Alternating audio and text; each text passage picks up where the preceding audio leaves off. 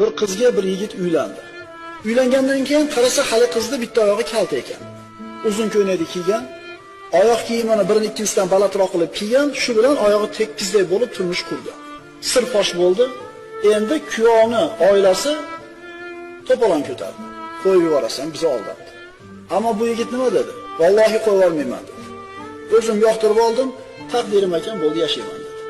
Endi qarang, hech qancha vaqt o'tmasdan Alloh taolo mana shu yigitga, shu ayolga uylandi, shu qizga uylandi, juda katta bir xayriyat berdi. Shu ayolga uylangan yigitni peshonasi ochilib, boy badavlat bo'lib ketishligi kerak edi. Demak, shu ayolga uylanmaganida shu narsa kelmas edi. Shu kelasi bir bo'lgandan keyin xayriyat taqdir qilganda, uni ham peshonasiga, buni ham peshonasi. Shuning uchun siz bilan biz kutgan tomondan yaxshilik emas, yomonlik kelib qolishi mumkin.